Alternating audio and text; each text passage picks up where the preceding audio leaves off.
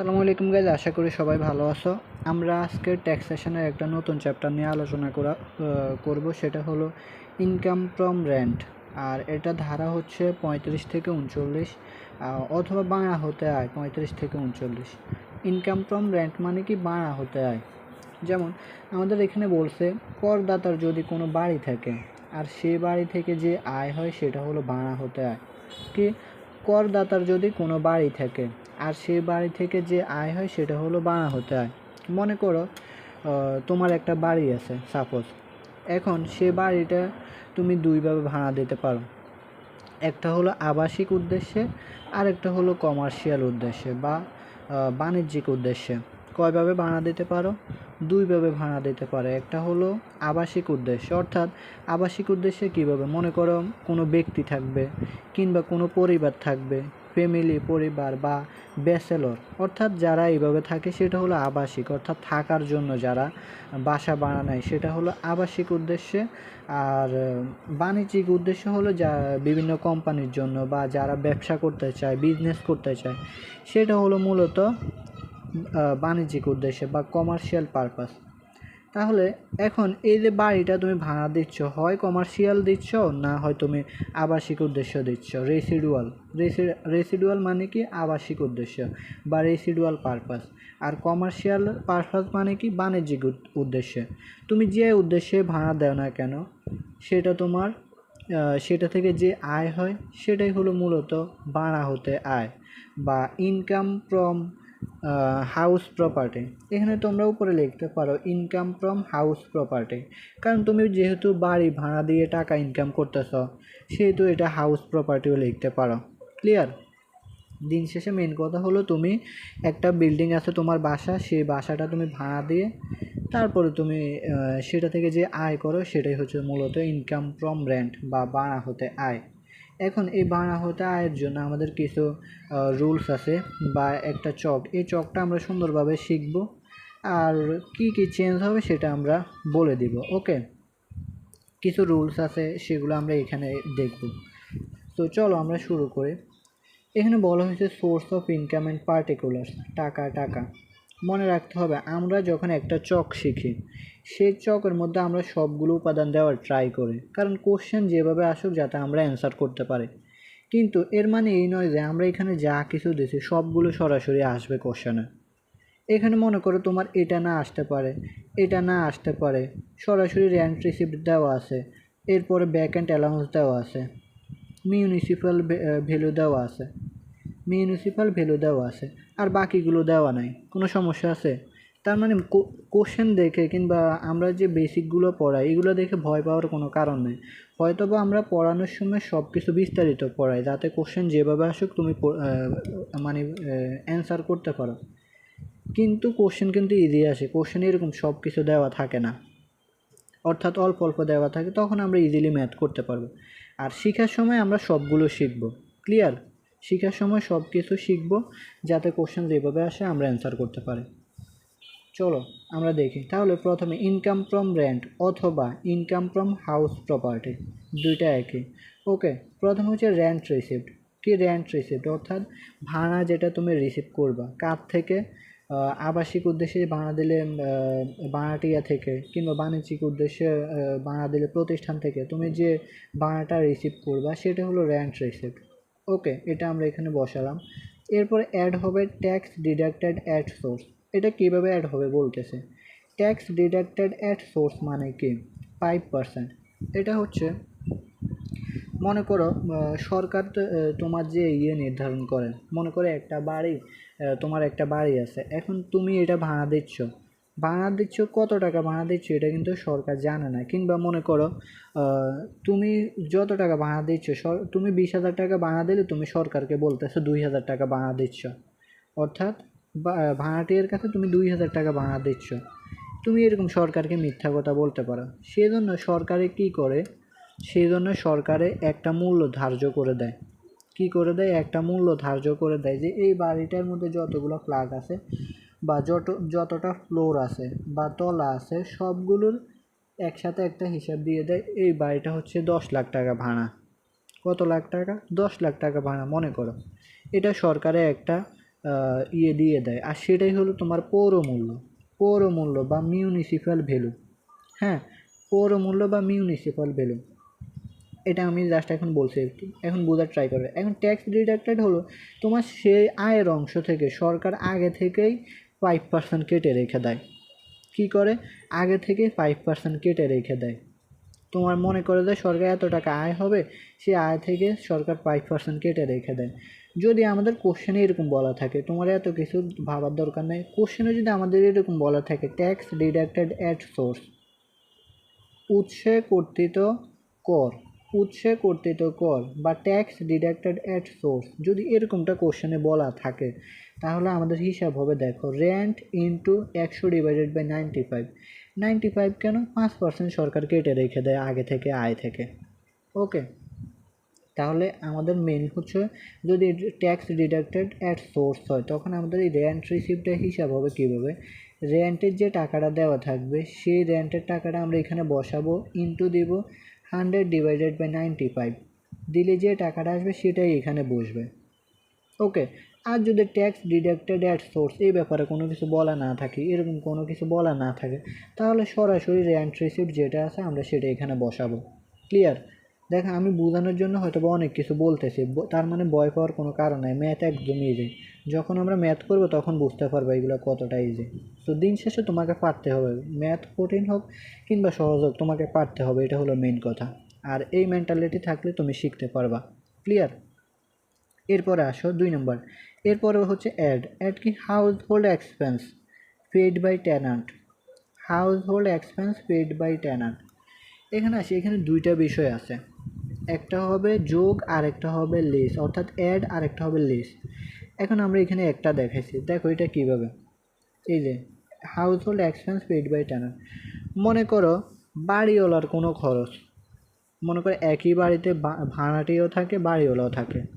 এখন বাড়িওয়ালা বাড়িতে নাই, বাড়িওয়ালা মনে করো গ্রামে গেছে, গ্রামে যাওয়ার পরে এখন মনে করো বাড়িওয়ালার কোনো একটা খরচ হয়েছে, এখন বাড়িওয়ালা তো বাড়িতে নাই, সেই খরচটা বহন করতে হলো ভাড়াটিয়া। কে বহন করছে? ভাড়াটিয়া বহন করছে। ভাড়াটিয়া যেহেতু বহন করছে, এটা আমাদের কোশ্চেনে কী হবে? যোগ হবে। কী হবে? অ্যাড হবে, যোগ হবে অ্যান্সারে। House hold expense paid by tenant, অর্থাৎ house hold expense paid by tenant. Tenant মানে কি? ভাড়াটিয়া। ভাড়াটিয়া কর্তৃক পরিশোধ। কি? ভাড়াটিয়া কর্তৃক পরিশোধ, হাউস হোল্ড এক্সপেন্স, মনে করো যে কোনো এক্সপেন্স, সেটা ভাড়াটিয়া কর্তৃক পরিশোধ, এটা যোগ হবে। আর আরেকটা হচ্ছে, মনে করো ভাড়াটিয়া বাড়িতে নেই, এখন গ্যাস বিল, পানির বিল এগুলো আছে মনে করো, এখন এগুলা কে বহন করতেছে বা কে বহন করবে? বাড়িওয়ালা বহন করবে। কে বহন করবে? বাড়িওয়ালা বহন করবে। যখন বাড়িওয়ালা ভাড়াটিয়ার খরচ বহন করবে, আই রিপিট, বাড়িওয়ালা যখন ভাড়াটিয়ার খরচ বহন করবে তখন সেটা লেস হবে, তখন সেটা কি করব? লেস করব। আমরা এখানে বাংলাতে দেখাই দিয়েছি, এটা পরে দেখতে পারবে, এই যে এখানে আমরা এগুলো রেখে দিয়েছি, এখানে বিস্তারিতটা আছে। এখানে মানে আমরা যে এখানে একটা লিখছি আর এখানে আমরা দুইটাই লিখছি, যেমন এই যে মালিক কর্তৃক বহনকৃত ভাড়াটিয়ার খরচ। ওকে, অর্থাৎ মালিক যখন ভাড়াটিয়ার খরচ বহন করবে তখন সেটা বাদ যাবে। ওকে, আর অ্যাড হবে কোনটা? অ্যাড হবে ভাড়াটিয়া যখন মালিকেরটা বহন করবে, যেমন এই যে টেনেন্ট যখন মালিকেরটা বহন করবে তখন সেটা তোমার যোগ হবে, সেটা আয় হিসেবে গণ্য হবে। ওকে, তাহলে এই দুইটা জিনিস বুঝতে পারছো।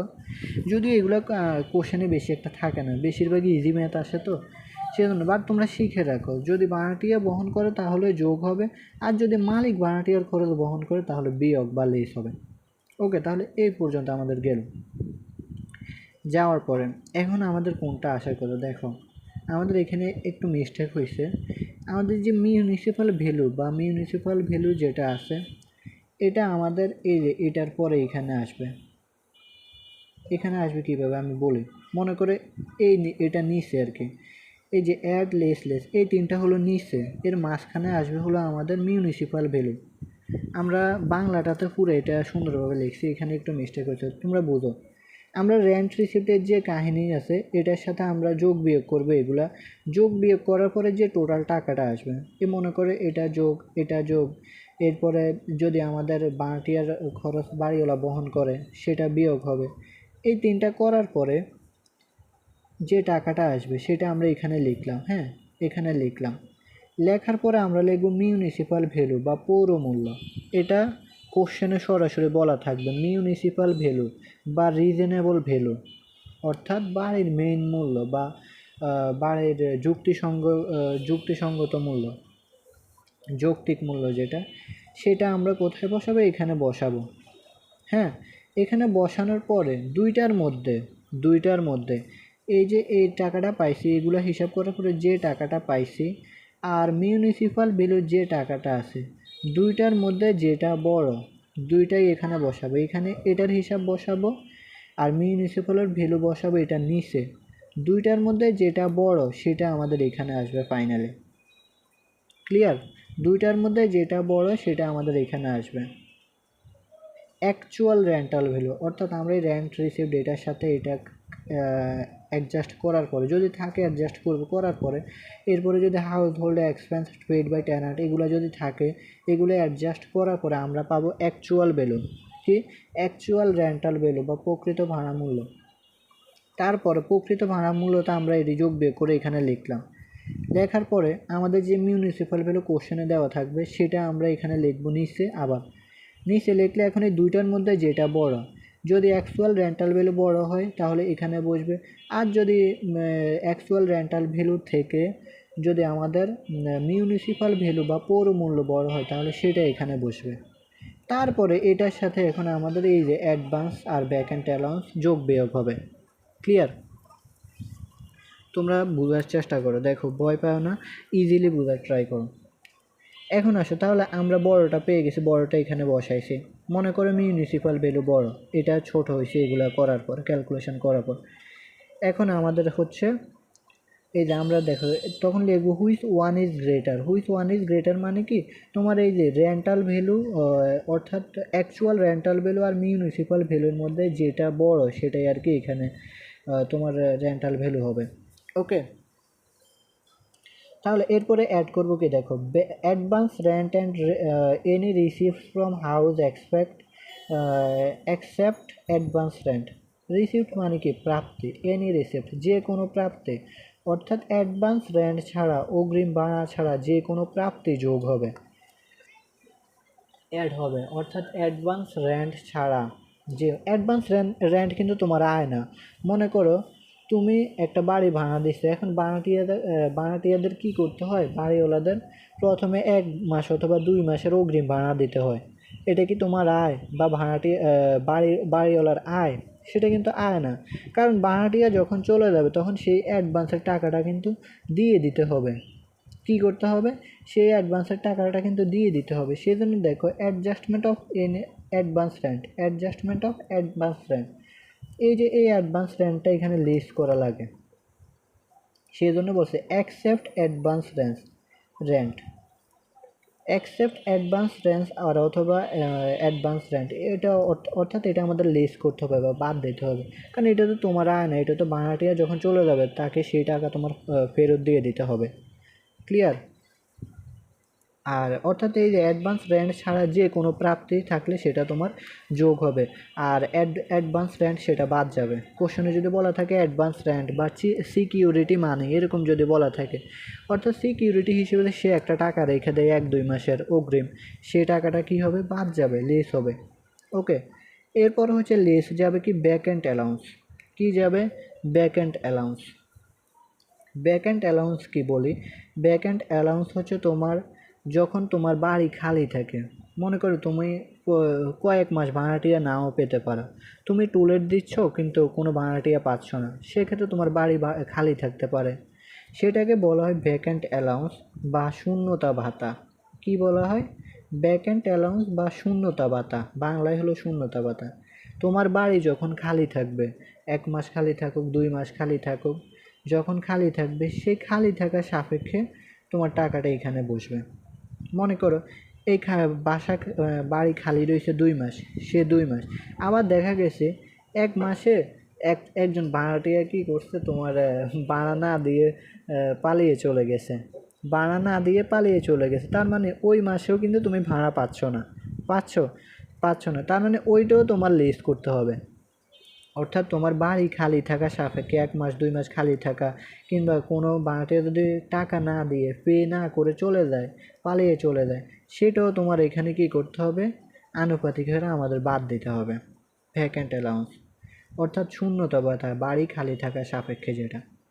ওকে, তাহলে আশা করি ভ্যাকেন্ট অ্যালাউন্স বুঝতে পারছো।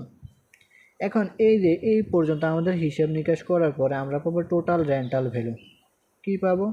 Total rental value.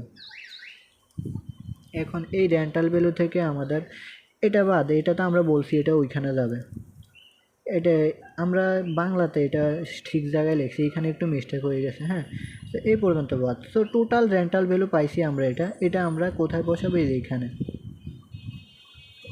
Total rental value আমরা এখানে বসাইছি, অর্থাৎ মনে করো এই রেন্টাল ভ্যালু হচ্ছে এটা, এই রেন্টাল ভ্যালু হচ্ছে এটা। ওকে, এই রেন্টাল ভ্যালু থেকে আমরা এখন কি করব? বাদ দেব হলো লেস অ্যাডমিসিবল এক্সপেন্স। কি বাদ দেব? অ্যাডমিসিবল এক্সপেন্স বা অনুমোদনযোগ্য ব্যয়। ওকে, অনুমোদনযোগ্য ব্যয় বাদ দেবো। 1 নম্বর দেখো, রিপেয়ার অ্যান্ড মেনটেন্যান্স এক্সপেন্স। কি? Repair and maintenance expense, residual purpose 25% and commercial purpose 30% of total rental value. মনে করো কোশ্চেনে তোমার রিপেয়ার অ্যান্ড মেনটেন্যান্স দেওয়া আছে, একটা টাকা দেওয়া থাকে, ওই টাকার কোনো ভ্যালু নেই, 30,000 টাকা, 50,000 টাকা, 1 লাখ, 2 লাখ, যাই দেওয়া থাকুক, ওই টাকার কোনো ভ্যালু নেই। এটা আমাদের হিসাব করতে হবে কীভাবে? দেখো, যদি রেসিডুয়াল বা আবাসিক উদ্দেশ্যে ভাড়া দেয় তাহলে 25%, যদি কমার্শিয়াল উদ্দেশ্যে ভাড়া দেয় তাহলে 30%। এখন এই 25% 30% যেটাই হোক, কোনটার উপর ধরবো?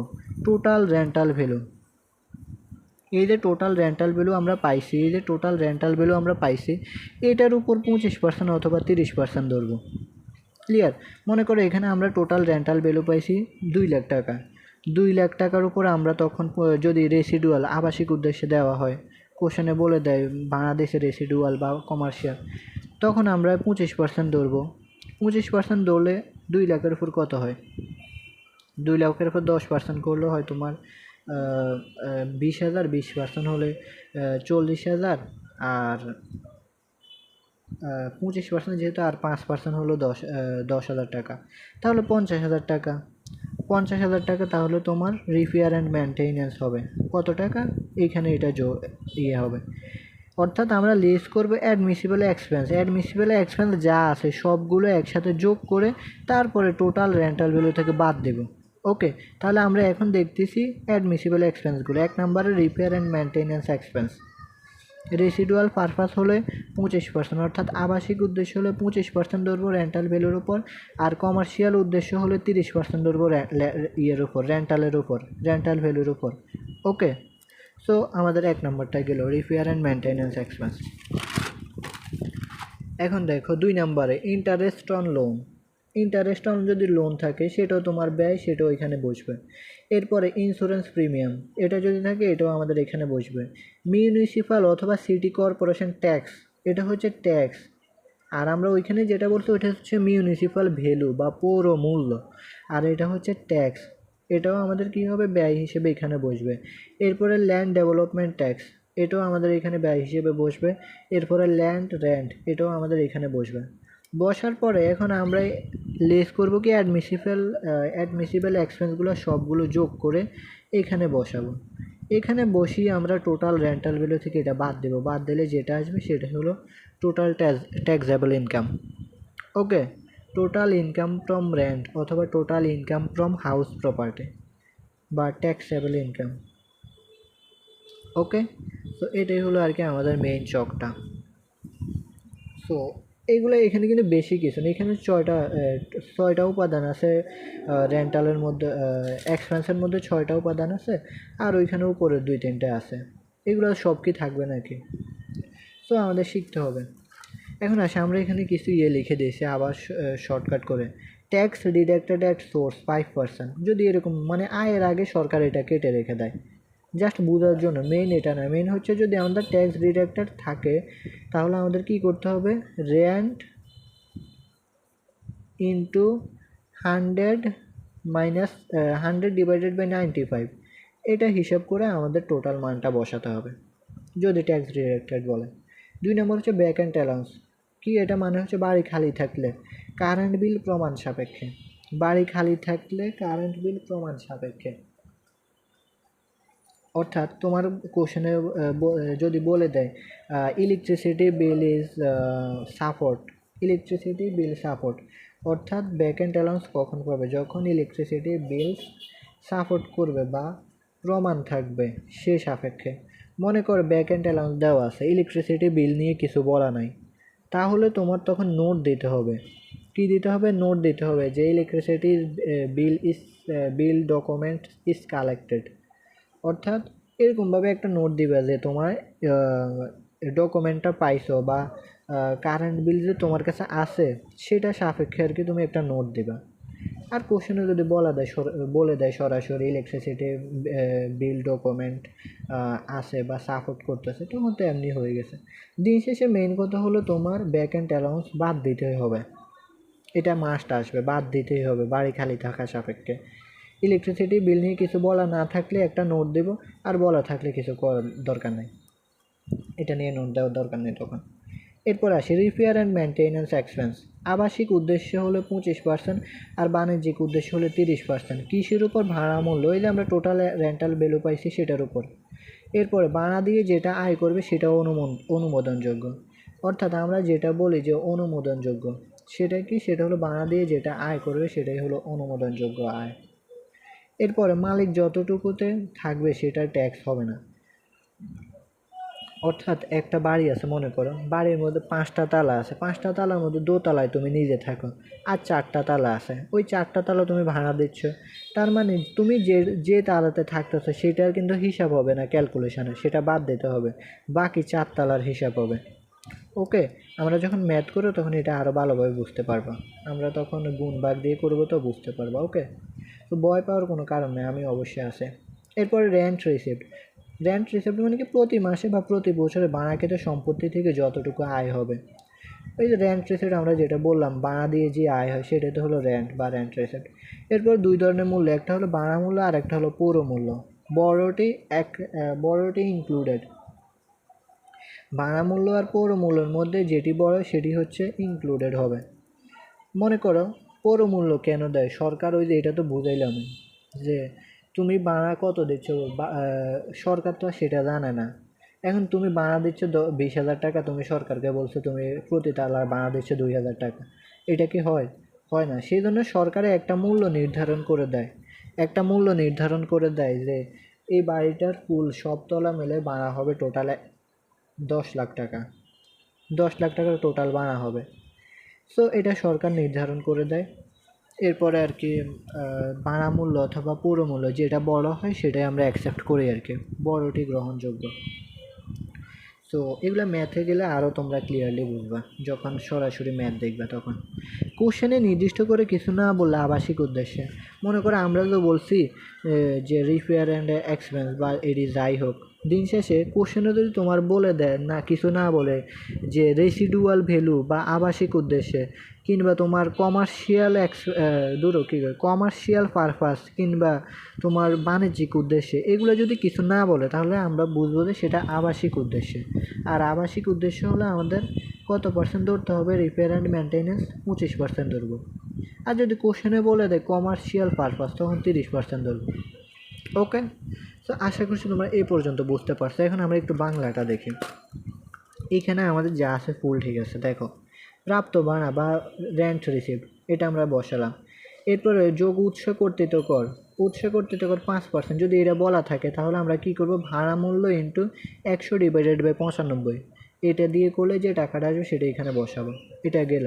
এরপরে যোগ হবে ভাড়াটিয়া কর্তৃক মালিকের বাড়ির খরচ বহন, অর্থাৎ মালিকের বাড়ির খরচ যদি ভাড়াটিয়া গ্রহণ করে বা বহন করে তাহলে সেটা যোগ হবে, সেটা আয় হিসেবে যোগ হবে। আর বাদ যাবে কি, মালিক যদি ভাড়াটিয়ার খরচ বহন করে, মালিক যদি ভাড়াটিয়ার খরচ বহন করে তাহলে সেটা কি যাবে, বাদ যাবে। ওকে, মালিক যদি ভাড়াটিয়ার খরচ বহন করে তাহলে সেটা বাদ যাবে। এরপরে আমরা পাবো প্রকৃত ভাড়া। হ্যাঁ, প্রকৃত ভাড়া বা টোটাল অ্যাকচুয়াল রেন্টাল ভ্যালু। কী পাবো? অ্যাকচুয়াল, প্রকৃত মানে কি অ্যাকচুয়াল রেন্টাল ভ্যালু। এগুলো নিয়ে কোনো প্যারা নেওয়ার দরকার নেই, এগুলো বেশিরভাগ মেধা থাকে না। হ্যাঁ, অ্যাকচুয়াল রেন্টাল ভ্যালু। তাহলে অ্যাকচুয়াল রেন্টাল ভ্যালু এই যে আমরা এটা পাইছি। এরপরে আমরা তো বললাম পৌর মূল্য, এই যে অথবা ন্যায়সঙ্গত ভাড়া মূল্য বা পৌর মূল্য, যেটি বড় সেটি বার্ষিক মূল্য, যেটি বড়। তাহলে দেখো আমরা এটা পৌর মূল্য কোশ্চেনে মনে করে 10 লাখ দেওয়া ছিল, এটা বসালাম, আর এখানে ক্যালকুলেশন করে এটা পাইছি। কিংবা এগুলো কিছুই বলা নাই, সরাসরি প্রাপ্ত ভাড়া আছে 5 লাখ টাকা, 5 লাখ টাকা, তাহলে এখানে বসবে বা এখানে বসলো। এরপরে আমাদের পৌর মূল্য বসবে 10 লাখ টাকা। তাহলে দুইটার মধ্যে বড় কোনটা? বড় হচ্ছে আমাদের পৌর মূল্য। এই পৌর মূল্যটাই তখন এখানে বসবে, অর্থাৎ যেটি বড় সেটি বার্ষিক মূল্য, এখানে আমরা বসাবো। ওকে, এরপরে এটার সাথে যোগ হবে অগ্রিম ভাড়া অথবা অগ্রিম ভাড়া ব্যতীত সম্পত্তি হতে অন্য কোনো প্রাপ্তি। অর্থাৎ অগ্রিম ভাড়া আসবে না, অগ্রিম ভাড়া ব্যতীত সম্পত্তি হতে অন্য কোনো প্রাপ্তি, যদি কোনো প্রাপ্তি থাকে সেটা আসবে, কিন্তু অগ্রিম ভাড়া আসবে না, কারণ এটা তোমার না, এটা হচ্ছে কার? এটা হচ্ছে ভাড়াটিয়ার নিজের, কারণ ভাড়া শেষ হলে সে তার টাকা ফেরত নিয়ে যাবে, সেই জন্য অগ্রিমটা আসবে না। বাদ, এই যে এটা যেটা বললাম অগ্রিমটা আসবে না, পূর্ববর্তী কোনো আয় বসে অগ্রিম ভাড়া সমন্বয় হলে, অগ্রিম ভাড়া সমন্বয় করে তোমাকে যে ভাড়া দেবে সে অগ্রিমটা বাদ যাবে লাস্ট, এটাই লিস। এরপরে বাদ শূন্যতা ভাতা মানে কি? ভ্যাকেন্ট অ্যালাউন্স, অর্থাৎ বাড়ি খালি থাকলে যত মাসের খালি থাকবে সেটা বাদ যাবে, এই যে বাদ। তারপরে আমরা পাবো মোট ভাড়া মূল্য বা টোটাল রেন্টাল ভ্যালু পাবো। ওকে, তারপরে আমরা এখন কি করব? এগুলো এই যে এখানে ক্যালকুলেশন করার পরে এটা এখানে করলে তারপরে আমরা করব,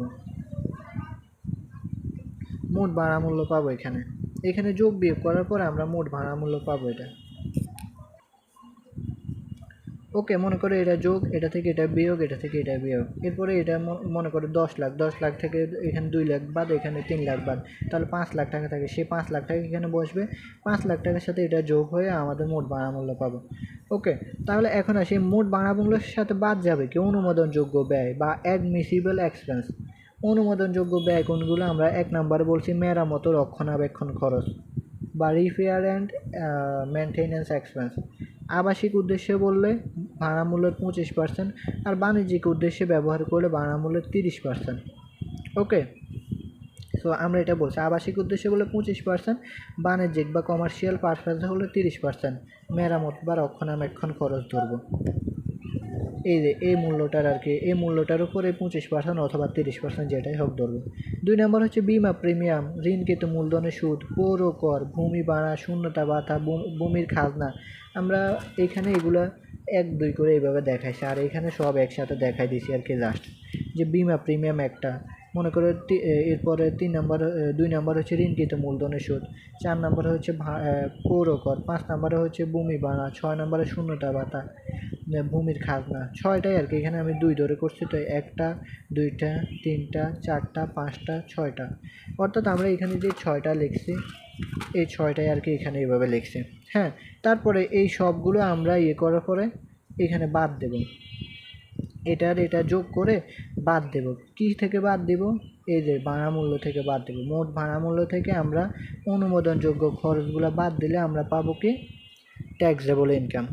কী পাবো? ট্যাক্সেবল ইনকাম, অর্থাৎ ইনকাম ফ্রম রেন্ট অথবা ইনকাম ফ্রম হাউস প্রপার্টি অথবা total taxable income. Clear? So আশা করছি তোমরা বুঝতে পারছো। এখন দেখো আমরা এটা নিয়ে কিছু নোট দেখি এখানে। আবার এই নোটগুলো মনে রাখবা। 1, করদাতা যদি বাড়ির কিছু অংশে বাস করে এবং কিছু অংশ ভাড়া দেয়, তাহলে যে অংশ ভাড়া দেবে শুধুমাত্র তার ভাড়া মূল্য হিসাব হবে, নিজে বাস করা অংশের ভাড়া মূল্য হিসাব হবে না। ওই যে যেটা বললাম যে বাড়িওয়ালা যে তালায় থাকবে সেটার হিসাব হবে না, বাকি অংশের হিসাব হবে। ওকে, এরপরে 2 নম্বর, সম্পত্তি 2 বা ততোধিক ব্যক্তির মালিকানায় থাকলে। মনে করো কারো বাপ মারা গেছে, এখন তার সন্তান আছে 3 জন ছেলে, তাহলে এখন কি হবে? সম্পত্তি 2 বা ততোধিক ব্যক্তির মালিকানায়, এখন সেই সম্পত্তিটা 3 জনের মালিকানায় আছে। হ্যাঁ, তাহলে করদাতার মালিকানাধীন আনুপাতিক অংশ গণনা করতে হবে। তখন মনে করো তার নিজের করদাতা বা তার নিজের মালিকানাধীন যতটুকু সম্পদ আছে সেটা আনুপাতিক অংশ গণনা করতে হবে। ওকে, এগুলো বেশি ইম্পর্টেন্ট না, বোঝার ট্রাই করো, জানতে হবে। এরপরে 3 নম্বরে ভাড়া মূল্য ও পৌরক মূল্য যেটি বড় সেটি বার্ষিক মূল্য। ওই যে বললাম ভাড়া মূল্য আর সরকার কর্তৃক পৌর মূল্য যেটি বড় সেটি হবে বার্ষিক মূল্য।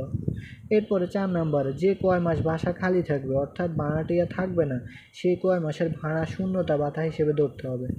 ওই যে বললাম ভাড়াটিয়া নাই বা ভাড়াটিয়া পায়নি 1-2 মাস খালি ছিল সেটাই আর কি শূন্যতা ভাতা হিসেবে। বিদ্যুৎ বিল সাপেক্ষে প্রমাণিত হলো অনুমোদনযোগ্য। বিদ্যুৎ বিল থাকা সাপেক্ষে, আর বিদ্যুৎ বিল না থাকলেও নোট দিতে হবে যে বিদ্যুৎ বিল পাওয়া গেছে বা বিদ্যুৎ বিল আসে, এরকম একটা নোট দেবে। ওকে, দিন শেষে বাদ দিতে হবে এটা। এরপরে আবাসিক উদ্দেশ্যে বাড়ি ভাড়া দেওয়া হলে মেরামত ও রক্ষণাবেক্ষণ খরচ 25%, যেটা বললাম আবাসিক উদ্দেশ্যে দিলে 25% মেরামত আর রক্ষণাবেক্ষণ খরচ, আর বাণিজ্যিক উদ্দেশ্যে দিলে 30%। এরপরে 6, নিজের স্ত্রী ও নাবালক সন্তানের আবাসিক অংশের ভাড়া সম্পূর্ণ অকরধার্য। ওই মনে করো তোমার নিজে বা তোমার নিজের স্ত্রী বা নাবালক সন্তান ওরা যে যতটুকুর মধ্যে থাকবে সেই তালাগুলো বা সেই প্লাটগুলোর হিসাব আসবে না। ক্লিয়ার?